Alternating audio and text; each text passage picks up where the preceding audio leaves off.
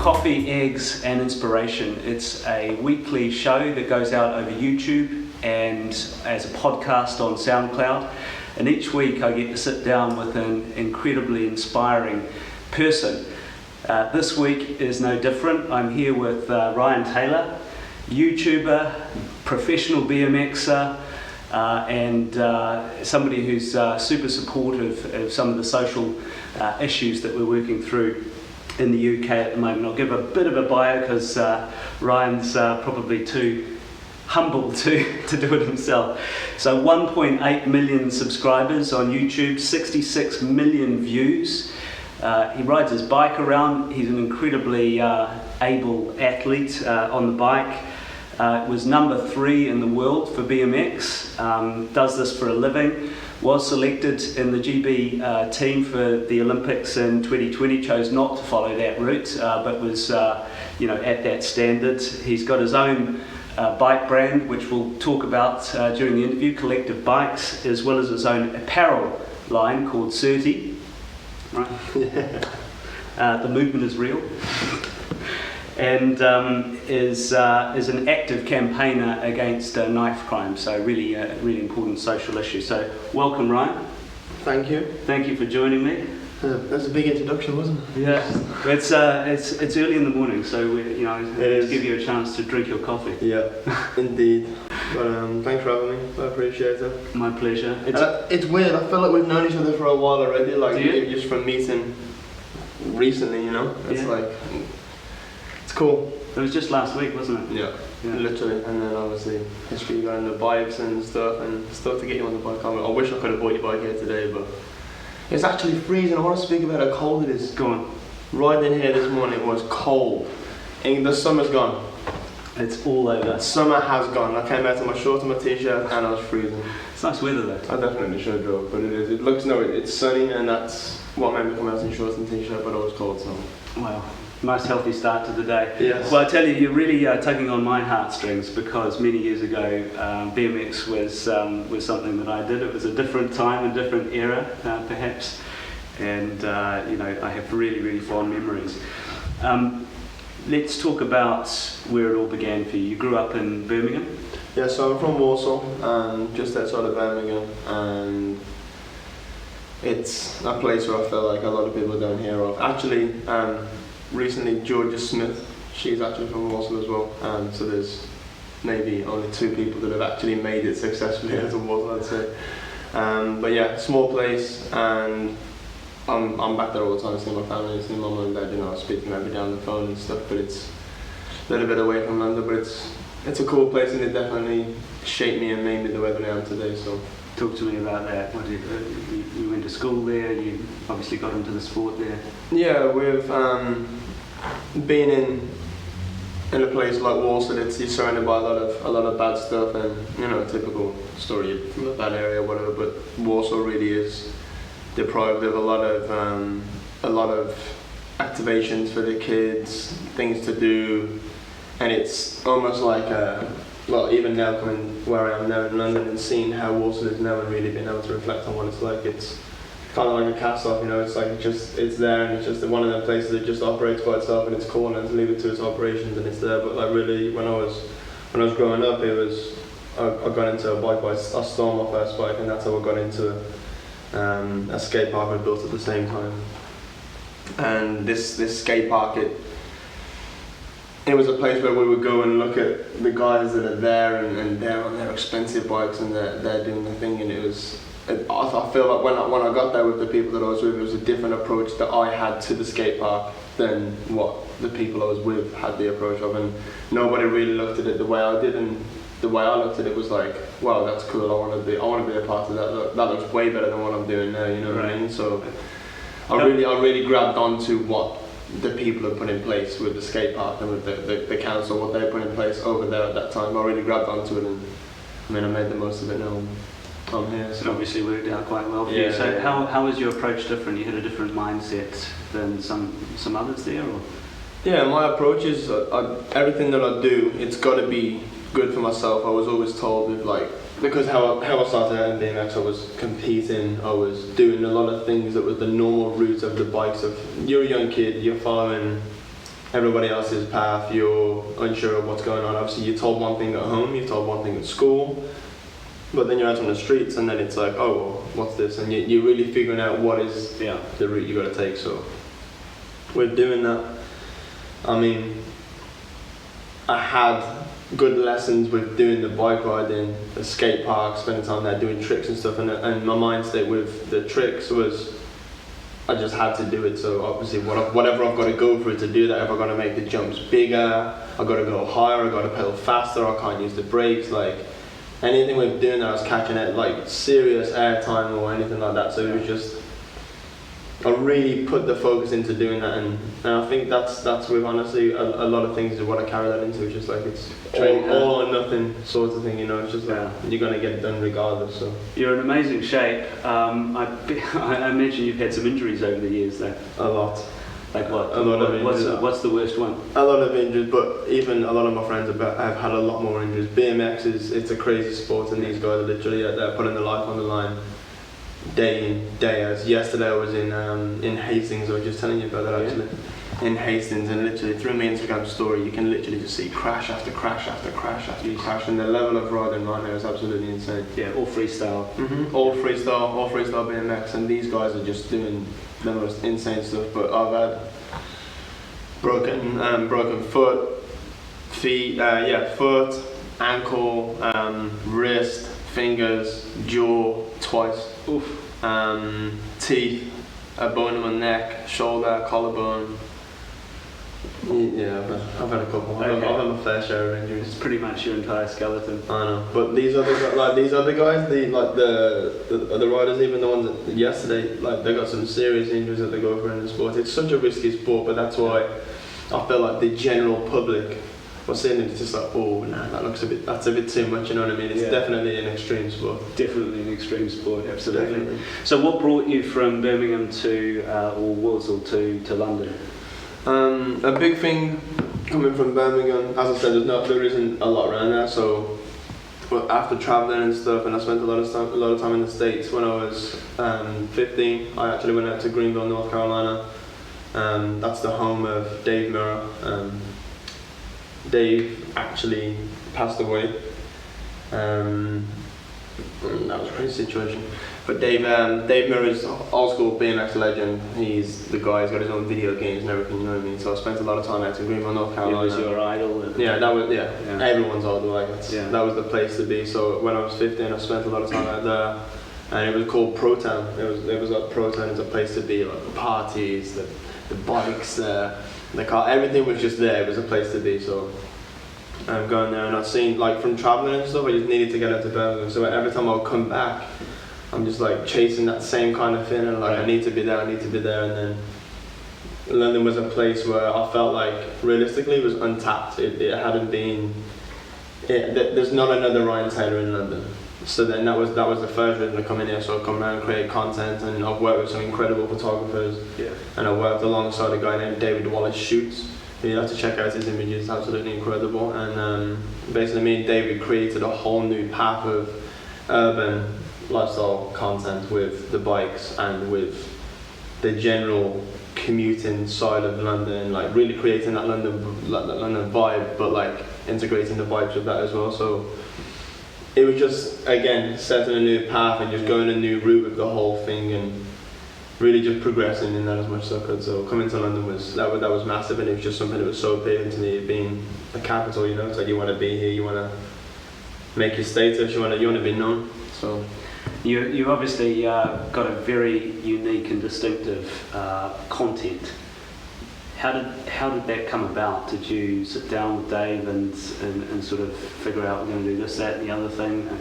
Talk to me about. So my other social handles to my YouTube channel is completely different. I think if I would have implemented the same stuff that I do on YouTube into like Instagram, Facebook, all the other ones, they all would have grown together at the same time, or grown way bigger. But with the YouTube videos, I always felt like people are going to sit down with a cup of coffee, they're going to watch a video, and they want to be locked in and they want to be engaged. So it was a goal for me to just make it as entertaining as possible. So a lot of it was so ridiculous, where like you couldn't turn the laptop off or close your computer or turn your phone off. If anything, you started again to watch it again. It's like, is this real?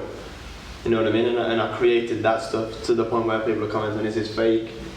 Is this really what's going on? You know what I mean? Right. So it was insane content, 100%. I can confirm that I was fairly addicted last night on the couch, sort of surfing your videos. Oh, and man, pretty entertaining. I've been in some mad situations. The stuff that I did in Egypt. I flew to Egypt for 24 hours with the pyramids and that whole situation. For 24 hours. Literally flew there in the morning. We did the whole day and flew back the next day. And just with one mission, I wanted to do a tail whip on top of the pyramids. What? Yeah.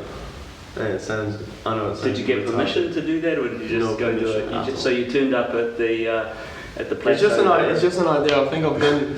It's another thing that obviously comes from like the bike stuff. It's like I've done so many things by just doing it and just going and like, okay, if I get there and it doesn't work, then I'll either figure out a way to make it work, or it'll just be done, and it's a lot easier than I thought it was actually going to be in the first place. These stones are big.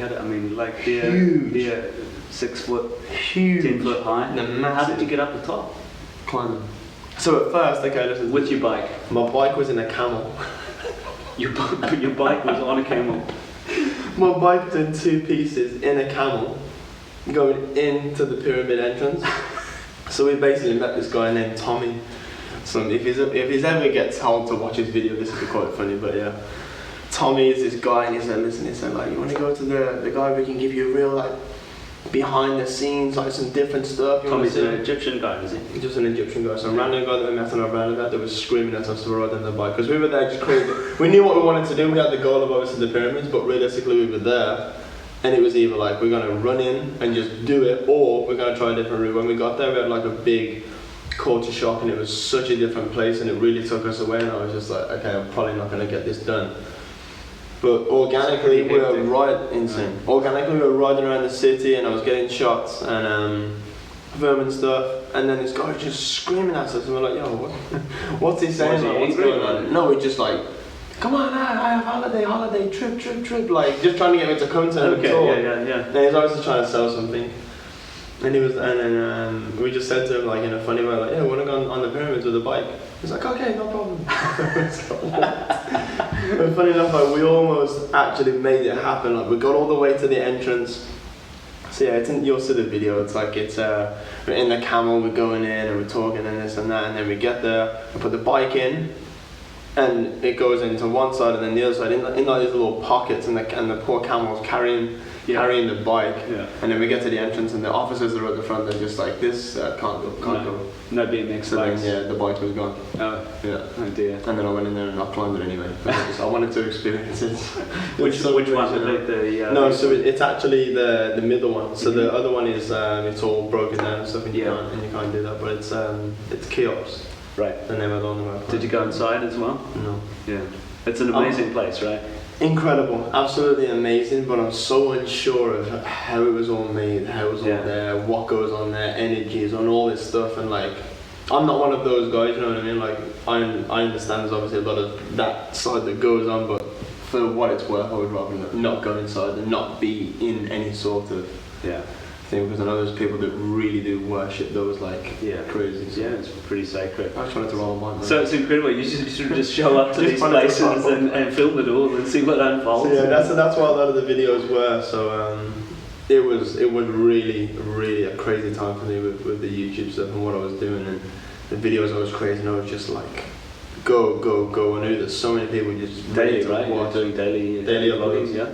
So you're still doing daily vlogging? No way. That is literally the quickest way to kill yourself ever. Like it's. Oh man. So talk to us about, what's it like being a YouTuber? What does a typical day? Daily upload is not sustainable. Anyone that's watching this, don't bother. Don't waste time, please. I'm weekly, so it's you're doing a good job. It's incredible. But yeah, the daily uploads. I mean, I grew rapidly. Over 1 million subscribers in less than a year. And it was a great time for me where I neglected so much other stuff around me. So when I was doing the daily uploads, I wasn't really able to focus on collective bikes, the Certi Fam brand, and all the other stuff that I was doing, and other brand deals I'm working on as well. So it was just like a video, get it done. It's like film, edit, film, edit, film, edit. It was full on, very full on, and there was times when I was trying to get like ahead of myself with videos as well. Yeah. And I'd have good weeks and I'd have really bad weeks, and I'd have like really good weeks when it was easy, and it's just like... What does a bad week look like? Lower views? No, a bad week. No, with views and stuff, like... I mean, that was pretty consistent for it, but even if I had a video that didn't do good, like didn't get good views, I kind of knew why it was going to be in it, because I was either tired and it was this, and I was really working myself, like... It didn't get good views because of this, so then the next one I would just like, I would do crazier stuff every time. Imagine you just have to be on it the whole time, right? Yeah. And even some days you must think, to the point where you fly to Egypt and climb pyramids. Right, okay. To get views, you know what I mean? Like, no, it did get pretty crazy for sure. So what do good views look like for Ryan Taylor? Good views back then were like 300k average every upload. Amazing. And that was good, and that was a really I had like a good consistent time with that, but then I came off for so long, and then even now there's like the videos that I put on, they got so much more meaning, they got so much more structure and plan behind them, and I just learned that the way I was doing it before wasn't sustainable. So I mean, I feel like every creator goes, and I've had a good, like amazing conversation with Casey Neistat when I talked about this, and he said the same thing, like daily videos are not like the way to be going. It's the fastest way to grow and consistent, and you can reach so many people by doing it, but it's just like you're putting yourself through so much. And I know people like Logan Paul and those guys out there in the States, they got like a good solid team behind them, and even for them doing daily videos, it's hard work, right? It is hard work. Because it's one thing getting the cameras and filming, but then you've still got to be engaged with the people that are watching and still give them what they want, because all they have to do is sit there and watch, right? They're just sitting there, they're clicking the video and they're watching and they're chilling. But obviously, the creator that's doing it, you've got to keep that beast going. You've got to keep that rolling. You've got to keep that rolling. You can't just get a camera on and be tired throughout the whole video. Yeah, absolutely. Even how I feel like I am today, like this morning, I would not do a vlog this morning. I'd just be like, you know, it's a day where I would be chilling. Yeah. There's a special exception, you know. Oh, thank you. That's I feel very flattered. But it's a thing where you've still got to give them what they want. They're so used to clicking on, watching, and it's Ryan Taylor's running a video on. Yes, Ryan Taylor. Yeah. But this isn't what I'm Ryan today. Yeah. So it's like, I want someone else. Yeah. It's so quick like that, you know. But that's why I made the Certi Fam. That's why I have the whole clothing with these, and that's the whole movement. So let's talk about that. So you've got Collective Bikes website. I'll link it below. Website is collectivebikes.com. Yes. And Certi Apparel. Tell me about those two companies. So the Certi Fam, the certified family, the movement is real. My people, my kids, quite frankly, everybody all over the world. I've been in the most random places where I would just not think to even be recognised by anybody or see anybody, and these guys will come up to me just like, Certi Fam, the movement is real, and just throwing up a gang song. But gang means grind and never give up. It's a whole different meaning of the whole thing. It's just like, these are literally, it's a cult that I have. It's a symbol of inclusion. You're part of something. They're a part of the whole movement that I've created, and it's just like we work together for one message, whether it be Bikes Up Knives Down, whether it be working together as a collective, whether it just means like just do the right thing, just do what you're doing, and realistically whatever I'm representing in that time, it's like they're following me, like they're with me through the ride, you know, and my followers are so engaged, they're so locked in, and they really are. It's incredible. Even the first time we met, we were just there, just talking, and some guy in a suit.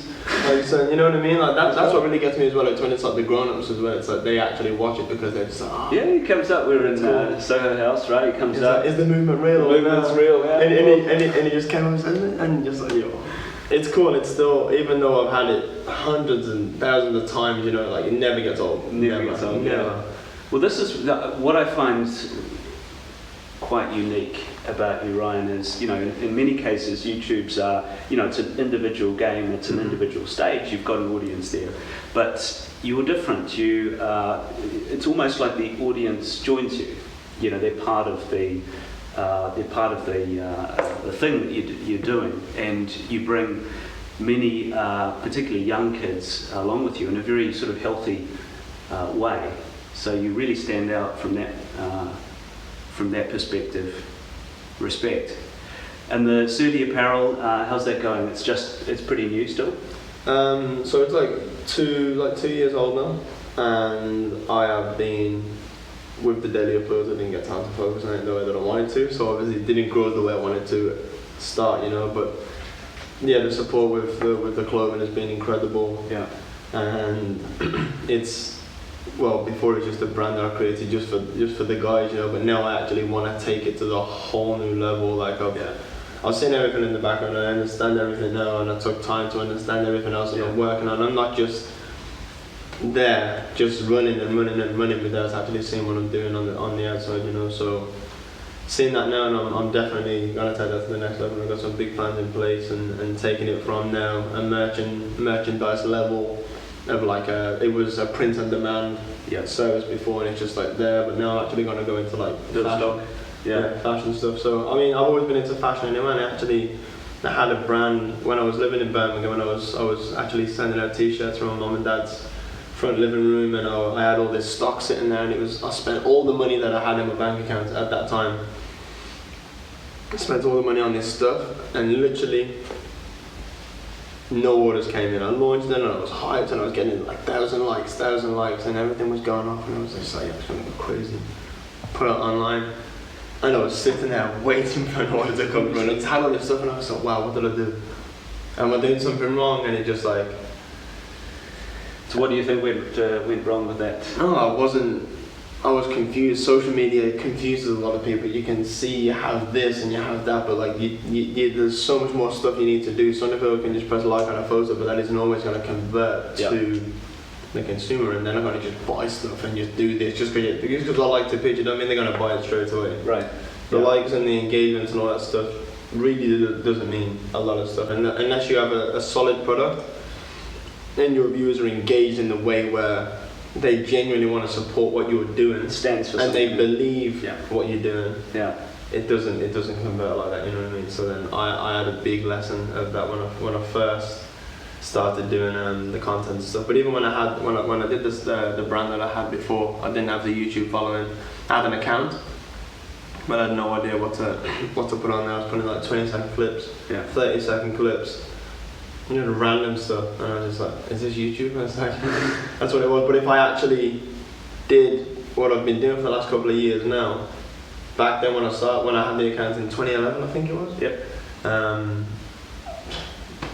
PewDiePie level, 100%. Well, you seem to have got it right now. I've just ordered my Certi gear. I don't have it with me today. I'm waiting for a great website, by the way. Great experience. So check it out. Check it out on the link below.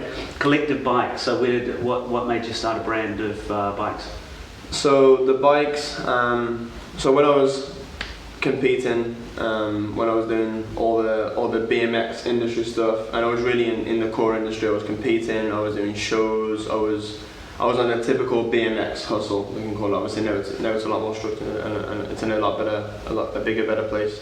I was competing, and I had BMX sponsors that were just paying me to ride the bike, and I was paid to promote a product, paid to promote this. It wasn't ever my thing. So then, when I made the whole transition from being the competition side of things and the typical BMX industry part where I was in, I stepped away. I quit all of my sponsors. I had no income. I had no one supporting me on that front other than my parents, you know.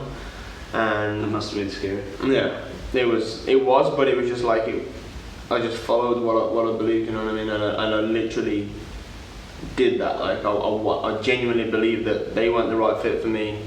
That wasn't where I wanted to go. I wanted to do this and I wanted to do that. So then that's when I really started doing YouTube stuff.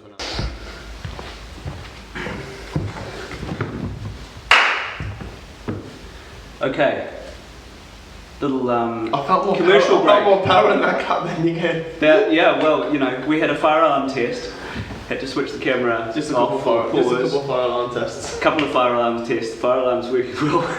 The gimbal then died, so the gimbal's back in working. Cut the whole thing. And here we are. Here we are again. Okay. The trials and tribulations of learning how to do YouTube. So must have been a scary time. You had sponsors. You cut those ties. You set up your own company. no income, not probably knowing how to do this.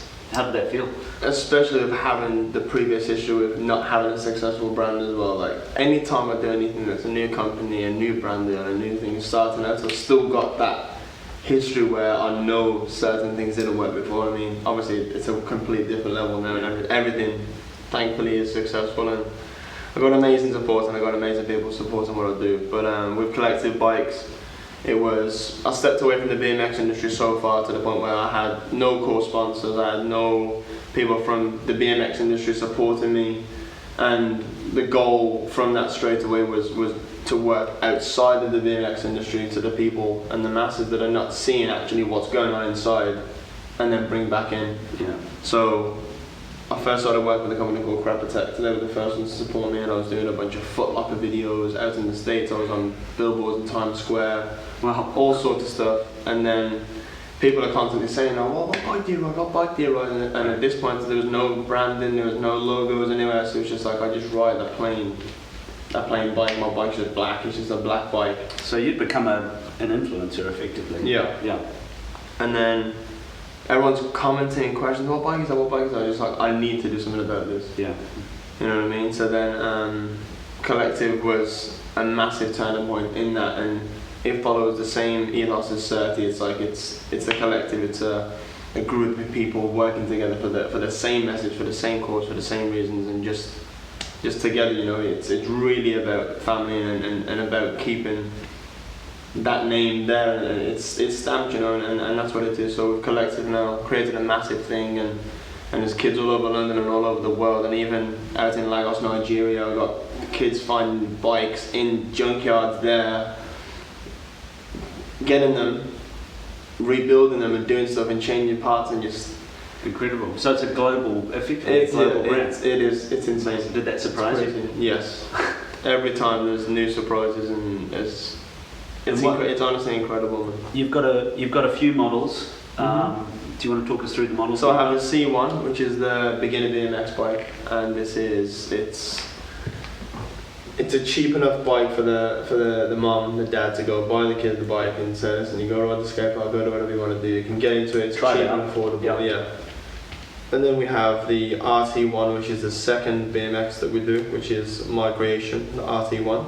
We have the frame, the forks, the bar, so we have the whole aftermarket section of the BMX side, and then we have the complete bikes, which always sold out. I mean, it's crazy that honestly the support that we get on the brand is massive, and so many kids are riding bikes now. And you have specialist wheelie bikes as well. Yes, and then we also got into the wheelie bikes as well. So we created the C100, which is a mountain bike, but it's got like different geometries and all this stuff. So it's made for wheeling, and that's a 29-inch bike. And then we also are working on the C100 Pro as well, which is now pro parts, higher price, and it's ready to go out the box. Like, you don't need to make any upgrade, no changes at all. It's literally ready to go. All the best components. Yeah. Ready, yeah. And then we're now working on a C2, which is my new product, which is actually over there. It's a sample that I came on. We can't show it though, can we? Not yet. It ain't ready, man. I'm still. That's the thing. I've still got so much creative control. I can't just But I can't just put anything out there. There's a lot of people that are like, oh, look at this, I can't. Until it's at that place. Perfect. So, working on that now. But the brand's still, like, it's not even 2 years old yet, so really been pushing that. We've had a massive growth of that so far, and it's the movement that we're creating with that as well is... What is the wheelie thing? And I want to talk about Bikes Up, Knives Down as well, this anti-knife crime campaign that you do. But I remember I was in close to the Shard a few months ago, and just these kids started coming past with these bikes, wheeling. What is it with wheelies? Tell me, what is this movement? When you picked up a bike in the 80s, I remember you telling me? Yeah. What did you do? You're giving away secrets. 80s, yeah. Well, I did wheelies. I grabbed an old door, I put it up on blocks and started doing jumps, and didn't manage to break anything, but came pretty close. But yeah, wheelies are, the satisfaction of having one wheel in the air and being able to balance just on one wheel. Wheelies, skids, like all that stuff, it's a normal thing. Yeah. But now these kids are they're jumping on a bike and they're seeing that there's actually people that are creating tricks with the wheelies. Right. So they're showing the swerves swerving, combos, steps, all this frame, like these kids are like mashing work is what they're saying. Yeah. So these kids are doing crazy stuff. It's like it's seen now that you can actually, these kids are jumping on bikes. It's not just about doing a wheelie. It's not just this. So obviously, like same with me, jumped on a bike. It's how far can you wheelie? Can you wheelie there? Can you wheelie there? It was about just jumping on doing a wheelie.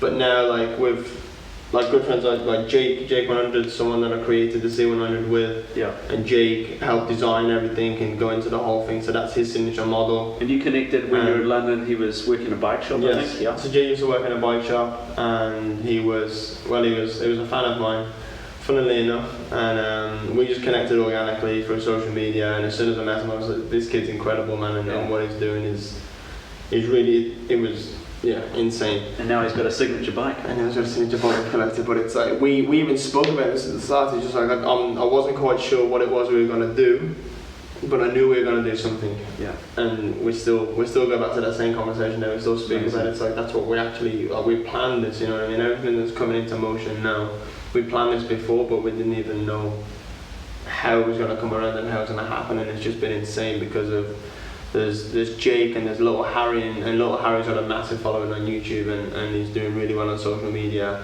And these kids are just creating a whole new industry for themselves. And the way that I see the wheelie scene and the bike life scene is, when I first started BMX, and I would go to the skate park after the whole madness that I had, but afterwards I go to the skate park and it was always busy. Kids are on bikes, and it's easy enough for them to get onto. Yeah. And they're a part of something. They want to be a part of something. So yeah. With the wheelies now, the kids are literally seeing a whole new thing that they can just get onto, and it's like, oh, maybe I'm gonna get sponsored, or maybe I want to be a part of this, or I make a new video and get views of this, you know what I mean? So like, it's growing rapidly. It's growing rapidly. And you've really harnessed that energy with Bikes Up, Knives Down. Talk to me about that campaign. Yeah, so Bikes Up, Knives Down has been around. It's been an incredible fight for such a terrible cause, you know. So it's been around, and these kids have been doing stuff, and there's people that say knives down, bikes up, or bikes up, knives down, whatever it says, whether there's knives belong in the kitchen, anything towards knife crime. It's not about anyone having ownership of whatever. It's like, it's there as a cause, and no individual will fix it by themselves. It's been around for years. It's always been a thing with older people, but the scary thing about it is now coming to when I'm taking knives off 10-year-old kids on the other stage, you know what I mean? It's like, that's really when you get it, like, and the kids are getting access to these things. Yeah. I'm a father myself, and my son is over there in the States and whatever, so he's not going to be a part of the whole thing what's going on in London and in the UK. I feel like it's very, very, very big over here, you know what I mean? So it's just nuts. It's scary. The kids are getting involved in it, and it's not something that I wanted to keep quiet. I wanted to, if I know about it, it's something that I'm open and I'm happy to push that message out to my people. I've got such a big following on social media, you know, so with me pushing that message out there, people believe what I say, they know what I'm saying is true, and I'm going to put it in its rawest form, and I'm going to tell you exactly how it is, and actually maybe not exactly how it is, because sometimes it's crazy. Well, that's being an influencer in a real sort of leadership capacity. You've done a couple of really interesting things with Bikes Up, Knives Down. I think there was a 100-mile ride, something like that. That was stress. That 100 miles, man. That was, imagine the first plan. No, the first plan was to do it on the BMX, but they didn't let me do it on the BMX. So I wanted to start on the whole thing. I received letters. We got warnings. They were threatening to take out the whole charity that I was doing it with. They were saying, like, if you do it on this or you do it on that and you go against our terms, they're going to do certain things to take us out of this whole thing. And yeah, I couldn't start on the BMX, but I made sure that I ended on the BMX. I made sure that I did something. So I finished the last, like, just under 20 miles. I finished the last 20 miles on the BMX, but amazing. I'm glad that I didn't start on the BMX. There's no way. There's no way. So what's next on the Bikes Up, Knives Down? So I just had a massive success at the Notting Hill Carnival. We had a truck on the route. Yeah, I saw the video. And this is the first time in, I think, 40 something years since Carnival's been going, and it's like 6 million people over a weekend of Yeah. raw people there, actual people, not liking, not clicking, not swiping. Physically there, real people. Yeah. So they're engaged. Like, it's there, they're seeing it. I went to Carnival my first time 4 years ago, and since then I wanted to go back and do something was actually bigger, you know. So by having my own truck on the route, it was a massive. It's a big truck, right? You had a massive trailer on it, Huge. and a half pipe. No, I had just a quarter pipe, quarter pipe, and it was super sketchy. And you were going along and Yeah, doing tricks. I was doing the whole thing, and there was 40 feet in the air. There's no real plan of how I can get speed for this. We have no real plan. It was done the Ryan Taylor way, for sure. And next year, I'm definitely going to make sure that it's not the Ryan Taylor way. Like, I'm putting the infrastructure in place. I'm making sure that it's done months before. But yeah, these are the things that I like learning that way. You know, I like doing it that way because then when I come back, I'll never give up. If I've done something that way and it's been a disaster, I'll make sure that I come back and I've made up for that time when I did that. You know what I mean? So yeah, it was a crazy time. Carnival was insane, massive success. That we had the least. Well, there was no stabbings actually at Carnival that was reported. There was the least weapons confiscated. There was the least arrests of violence and all this stuff. So this year in the history of Carnival was massive. And it was the first time that anyone's ever done an anti-knife crime. Well, you've been a massive influence. It's a good place to end.